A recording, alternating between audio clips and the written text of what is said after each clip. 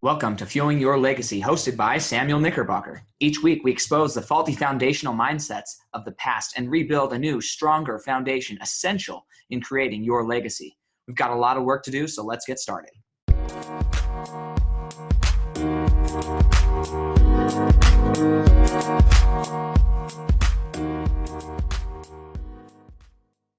Welcome back to Fuel Your Legacy, and it is rainy outside today. It's been raining for about the last week and a half every day, scattered sunshine. But despite the rain, I am remaining optimistic because this weekend I get the opportunity to go south to St. George, Utah, and spend a weekend with my wife. It's important because what we're talking about today is the book Willpower Does Not Work by Benjamin Hardy. And I'm going to touch on why that and how they tie in, because this whole week is talking about the setback is really a setup for moving forward. And sometimes we have to create those setbacks in our lives to actually launch ourselves forward. So with that being said, I want to just put out a few things. There is another event that I'm going to be speaking at. It's called the Sustainable Wealth Workshop. Level Up the Sustainable Wealth Workshop. You can find access to that on my website, samknickerbocker.com. Also on my Facebook page, just scroll down. It's there. It's a big green sign. It says Level Up on it. It is going to be a phenomenal event put on by my good friend, Tiffany Barnes. And Tiffany Barnes, to understand a little bit, I did a podcast with her a few weeks ago. If you missed it, go listen to her story. But this girl started from nothing, literally was kicked out of her house when she was 14, 15 years old, graduated 4.0, and worked 2 or 3 jobs through college, got college scholarships, started a nonprofit foundation while she was in high school, was working as a waitress, ends up getting in contact with this real estate investor, and over the next 13 years built herself into somebody who was getting paid over $300,000 a year to just go speak and train on real estate investing, how to do it, the ins and outs, how it works, and how people can make the most money and the fastest out of it. She became a millionaire by 28 and then decided she was done working for the company she was working for and decided to go it alone. She doesn't need the money. And so as a result of that, she is offering literally one of the best deals I've ever seen from real estate training. There's a few companies out there, specifically in Utah, that do real estate coaching, real estate training, and their prices are anywhere from $10,000 to $20,000 to join their programs. Okay. I promise you're going to get way more value working with Tiffany here. And that is what's important for the cost point and the value, way more value. Now, so what is she charging to get into this event? Well, over this weekend, Memorial Day weekend, she's only charging $97 per individual. You have got to be crazy not to be jumping on this. So go to my Facebook page. I'm going to post again today the link to go to that. But $97, guys, this is crazy. There's nothing more valuable than being able to learn from a millionaire or multimillionaire how to be successful in their industry, if that's something you're interested in, right? Not everybody's interested in real estate, but for those of you who are interested and wondered how to actually create sustainable wealth, how to make that happen to where if you don't ever want to work again, you don't have to, right? Think of just being in that position that she's in right now. That is a truly respectable, awesome position to be in. And she chooses most of her time to spend in charity and serving other people, but she has this wealth of knowledge that she wants to share. And so she's putting on an event June 7th and 8th. I'm going to be honored as one of those speakers there to help people just understand kind of money mindset and getting back on track with their finances, overcome their financial fears, and just learning how money works specifically in relation to real estate investing. I'm super excited for that, but just it's so cool what she's doing. I can't express it enough. If you want more information, please go onto my website, samknickerbocker.com, and go to the speaking section, scroll down a little bit, and you'll see Level Up the Sustainable Wealth Workshop. Click on that, or you can go to my Facebook page, Sam Knickerbocker on Facebook, and get a link there and get registered. $97 a ticket, guys. Absolutely insane. And then for the first person to take a screenshot of this screenshot and post it on social media, I will give you 1 free ticket to that. I only have 2 of them to give away. So I've already got one person in mind for the other one, but I have one that I'm willing to give away for the first person to screenshot this, you listening to this episode, post on social media, and type in to the comments, FYL Sam, Fuel Your Legacy Sam, and then I will be able to get you invited to that workshop. But absolutely going to be life-changing, and I'm excited for all those who attend. Now, with that being said, let's dive into this book. This is such a meaty book. I read it a few months ago, and something that I've struggled with at different points in my life has been just having bad habits, not knowing how to really cope with stress, and turning to things that are not really becoming of a successful person. And as a result of my neglect of being intentional with myself, I created environments around my life that fed into this addiction.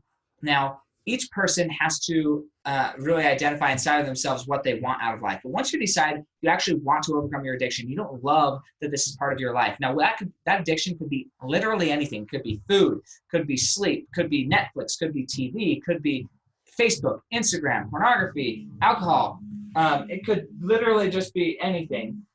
And it's up to you to define what it is and what it isn't for you. But once you have decided, okay, I have some self-defeating behaviors or addictive behaviors that I've been participating in, and I need to get rid of them, then it's important to identify how you can actually overcome these things. And so many people, I went to therapy, I went to so many different things in efforts to overcome these addictions. I read 2 books. One was The Power of Habit. The other one is Willpower Doesn't Work, right? So many people think they're going to white knuckle it past their addiction. I'm just going to quit cold turkey. I'm going to overcome these things. I'm going to become more productive just by thinking it so and changing myself. So the problem is that the problem doesn't really lie with yourself, right? Health, food is a whole nother addiction I'm going to talk about. Because as I read this book, one of the things that I was focusing on at that point in my life was, how do I get more healthy? How do I get more energy in my life? How do I really show up more for people around me? And what I found was the way to do that was to create an environment to do so. And that's what Benjamin Hardy talks about so much in this book, is that our surroundings, our environment is really what dictates our behavior and our habits, not necessarily what we think might be an addiction. That's a self-label that we've given ourselves, but really if we change our environment, we can completely sidestep, backdoor, get rid of any type of addiction, bad habit, negative thing in our life, and just move forward. And so, fantastic book. But I want to share a few things that I did just as I read this book and implemented immediately, and it's changed really the way I operate on a daily basis, my daily habits. It starts me off on the right foot. So one of those is just getting up, right? So I used to keep my cell phone, which has my alarm clock in it, right by my bed. The downside of that is as soon as that goes off, everybody does this. Everybody rolls over, pushes snooze, and then that's them for another 9 minutes if you have an iPhone, or maybe 10, 15, 30 minutes. It just depends. Maybe you turn it off and you oversleep and you are late to work. So many things happen when you don't get up properly. And so I knew that I wanted to get up and I wanted to go to the gym immediately. So how was I going to do that? Well, I chose to put my phone downstairs in the living room, intentionally place obstacles in my way so that I would know that if I didn't turn on the lights, I would likely trip. So what I would do is I'd get woken up. I'd have to go downstairs. If you've never tried to walk downstairs when you're basically still asleep, it's interesting. I've fallen down many times. My wife wakes up thinking, what happened? Yeah, it's just me falling down the stairs because I'm still half asleep. But fall downstairs, and then I have to turn on the light and go through kind of a maze to get to my phone to turn off the alarm. That was one of the big steps for me. Also, along that pathway, I would place my gym clothes so that I was almost tripping over my gym clothes to get to my phone. I would have them right in my doorway and in the hallway, so that I had to change, like had to at least acknowledge that they were there to get to where I was going. So that's one big change, that I just shifted my environment. And by shifting my environment, it forced me to do things that I wouldn't have otherwise done that I wanted to do, but just the habits, my environment wasn't supportive of what I thought I wanted, okay? So that was the first thing. Second thing was food. When you're looking at your health is like a little bit in the gym, probably 10, 15, maybe 20% in the gym, but at least 80 to 90%, it's what you eat. And at the time I was thinking, well, I don't eat that bad. When you go into your cupboard, you actually find out how bad you eat when you're looking at what you're eating or into your fridge. And one of the things that he invites you to do in the book is to go in right now as you're listening to this and just get a trash bag and throw away all the food that you know is not healthy, all the things you know you don't want to eat, but you just eat out of habit. just get it out of your house. If it's out of your house, you're not going to eat it. And so along with that, you can't just remove food because then you're starving. And so what are you going to place? What type of foods are you going to place in your environment so that it's an easy grab, right? So I switched our family, Charlie and I, we switched our eating and what the groceries are buying from a lot of prepackaged things, and we shifted into buying what's called a bountiful basket. Basically, it's a box for $20 a week, a box of fresh fruits and vegetables, and potatoes, onions, things like that. So we're eating a lot less cooked food and a lot more fresh food. Just by shifting our environment, that we were able to accomplish eating healthier food. And then also by shifting my environment, I was able to go to the gym. Now, essential parts of this is to pre-plan your day.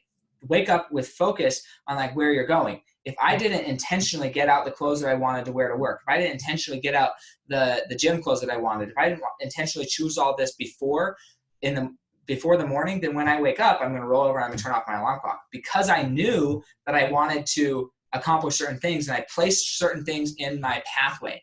One of the things that I like to do in the mornings, I like to listen to a quote of the day podcast. I like to listen to my scriptures. I like to listen to things. And so part of that is when I go to the gym, I need earphones. And so I have to make sure that my headphones are charged and ready to go for the next day to make sure that I actually can use them at the gym. Otherwise, I'm stuck at the gym listening to the music that they have playing at the gym that's not really inviting or exciting for me. And so that was another thing that I had to pre-plan. It takes some actual conscious effort of like, how do I want my morning to go tomorrow? What do I want to happen tomorrow? What am I thinking about? How are those appointments going to go? All of that has to happen. And as you pre-plan your day, you're planning for success. So all of these are leading up to success, and they're setting up success. Guess what? Almost never does my day go as planned, right? There's always a setback. There's always something that comes up that doesn't work. When we had our first child, I had succumbed to the opinion that once you have a baby, you don't get as much sleep at night, and so you have less energy. And because I'd been telling myself that for the whole 9 months my wife was pregnant, by the time we had our baby, our first son, Declan, he was a fantastic sleeper, slept 8 or 9 hours a night. But still, because I had primed myself to believe that I was going to be tired, I was tired. Almost that whole thing. I almost quit going to the gym completely, just out of laziness and tiredness, or whatever that means, because I didn't plan properly. And so with this next child, I did it differently. One of the things I did differently was I just told myself, hey, I'm going to be at the gym every day regardless. That was number one. Number two is this second child, Quincy, he does not sleep as well, which is a fantastic blessing in my life. My wife hates it, stresses her out, all those things, right? For me, I was like, this is perfect.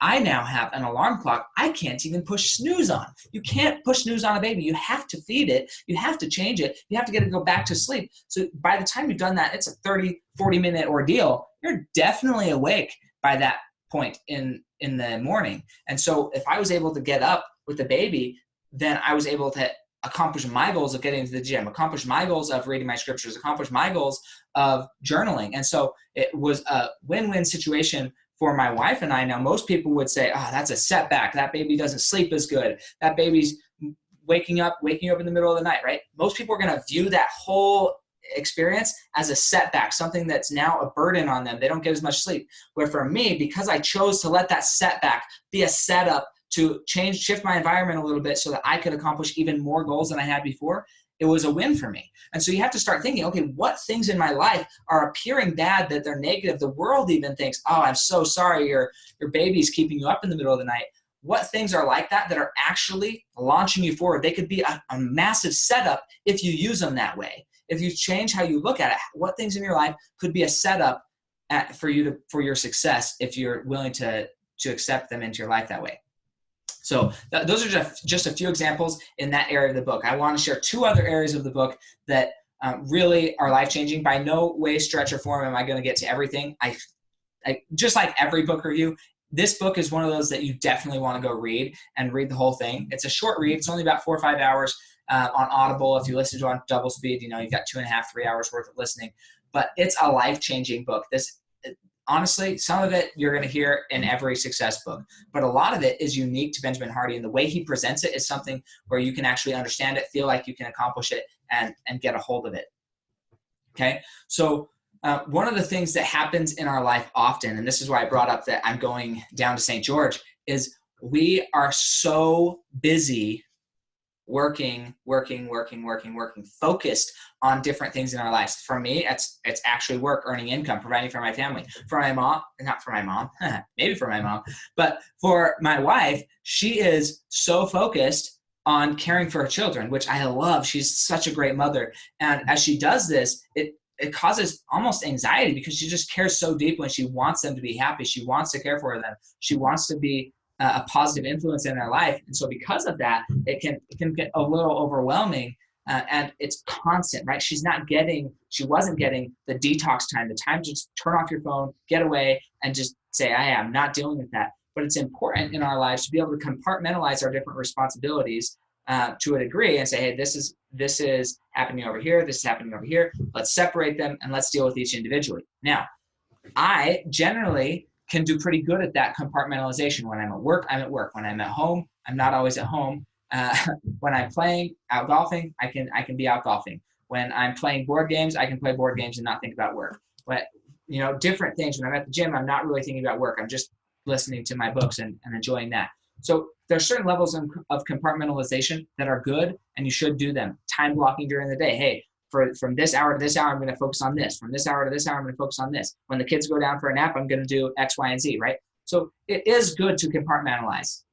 However, when you get too compartmentalized, then when one problem creeps up in your life, let's say you have a problem now with your kid, or you have a problem with your diet, or you have a problem in your relationship with your spouse, or you have a problem at work or whatever. When you're so compartmentalized, then you see these problems and you think they're isolated problems. So you try to address them from an isolationist point of view, where you think, oh, if I just fix that one problem, everything will be okay.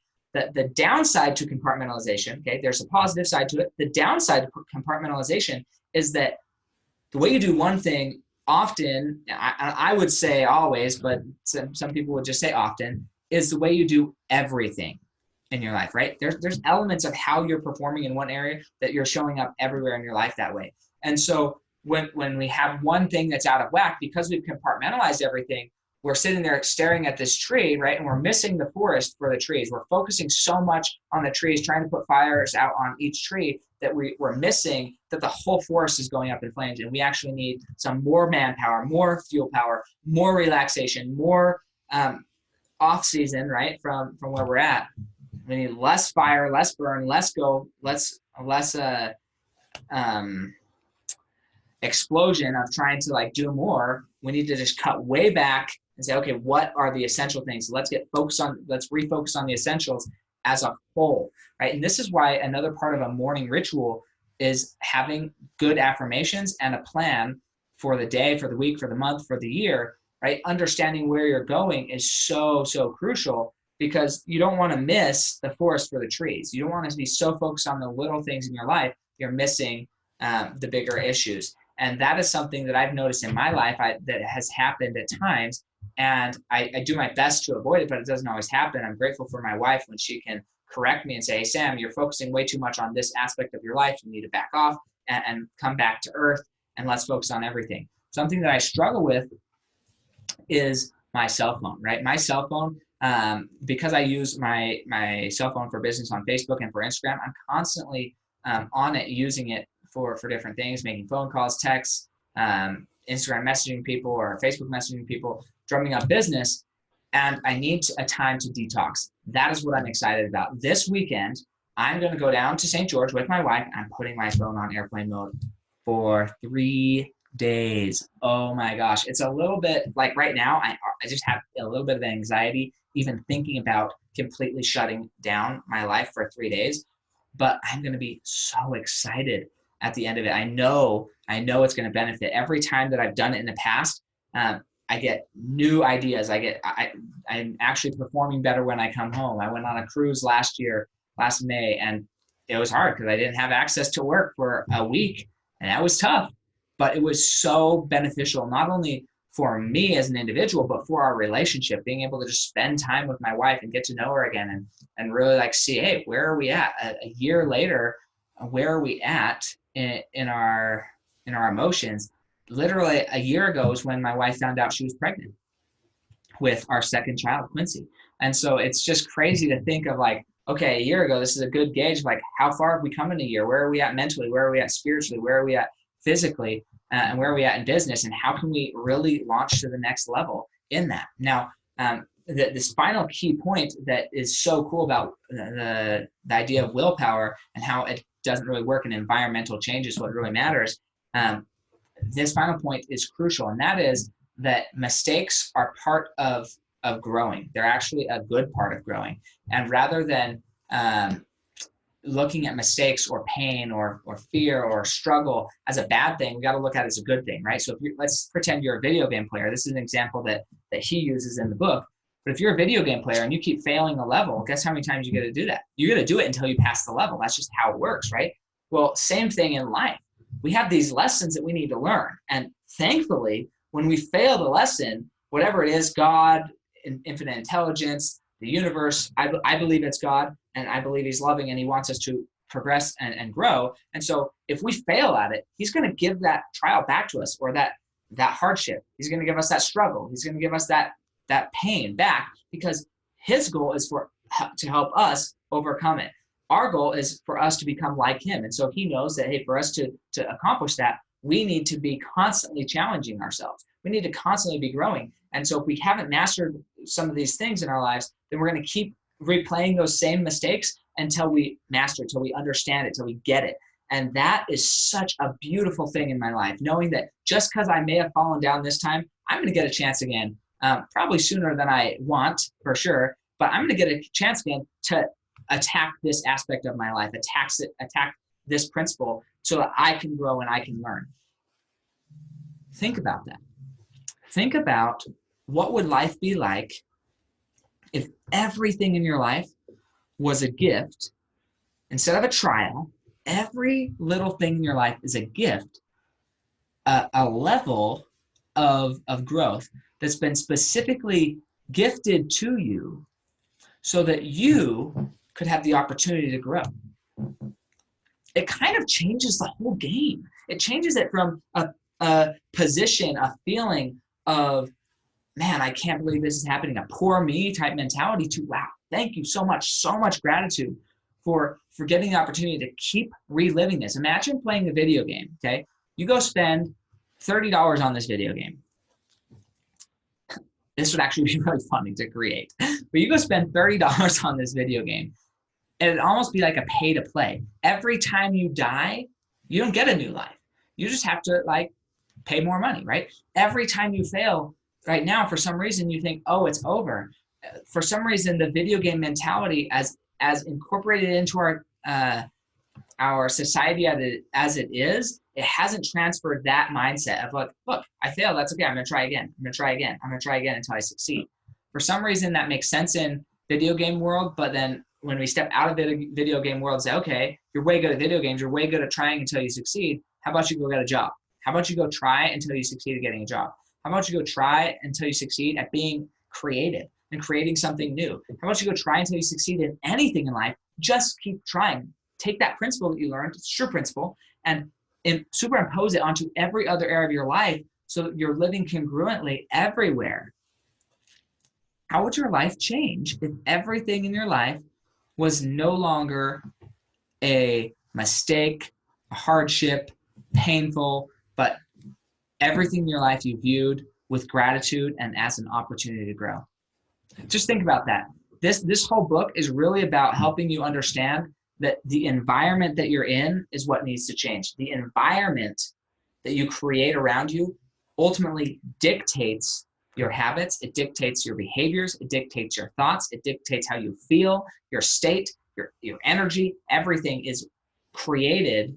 It will be created or fall on your environment. Okay, I know this book is it changed my life. I'm so grateful that I got access to it and read it because it changed a lot of the things that I operate. It's interesting. I read a lot of books, about one a week, and I don't always remember or recognize where I pick stuff up from. And as I go back and reread some of these books, I'm like, oh, that's where I got that from. That's where I've heard that before. That's who said that first, right? And so it's really cool to see, even though I wasn't super, super, super conscious of implementing all of these things in my life immediately, I implemented one at a time. Now it's been about a year since I first read this book. Now I'm looking back and saying, wow, I've actually implemented a lot of this stuff into my life.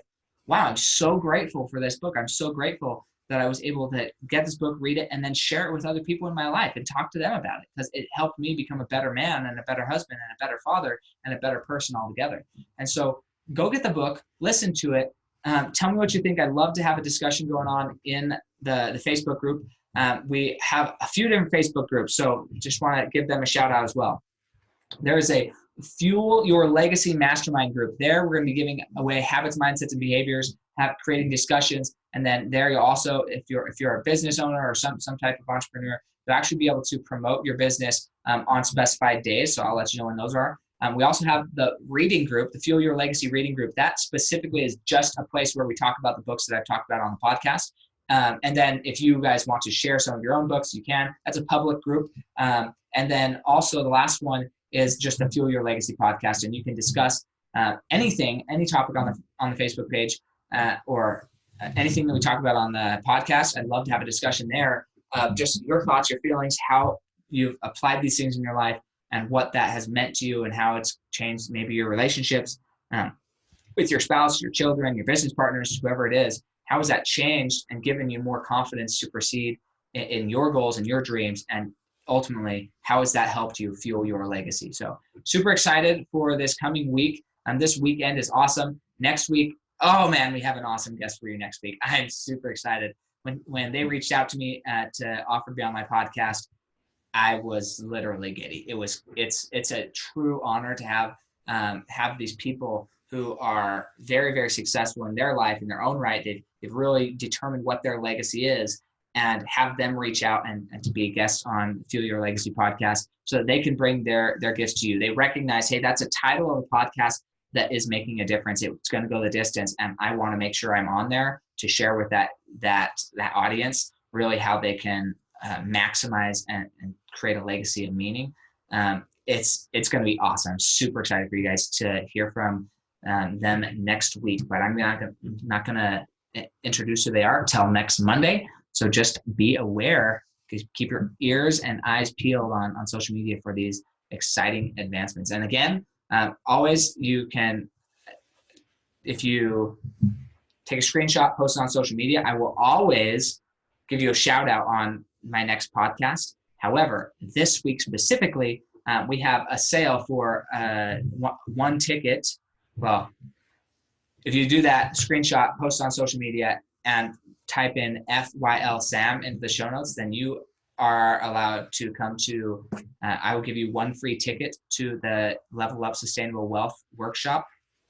Going to be life-changing, help you understand a lot more about how to create sustainable wealth in real estate. So that is going to be on June 7th and 8th, and I will be speaking there. It's going to be put on by Tiffany Barnes. You can find it on my website, samknickerbocker.com, or on my Facebook page. There will be a post there as well, green banner there, so you know exactly what to look for. Super excited for that. But always, not always, until Memorial Day weekend, end of Memorial Day weekend. So I believe that will be beginning of next Tuesday. The tickets are on sale for $97. That's cut down from $400, okay? That is a huge, huge, huge discount, 25% off, 75% off basically of the buying price. And Tiffany, she is more accustomed to getting paid hundreds of thousands of dollars to teach this to people. And she's going to give it to you for $97. That's a steal. And it's even a bigger steal for whoever takes the opportunity to screenshot this post and post it on social media and type FYL Sam, because they are going to be winning the golden ticket, Okay. So we will catch you next time on Fuel Your Legacy. Move forward and think about, what do you want tomorrow to look like? Build it today.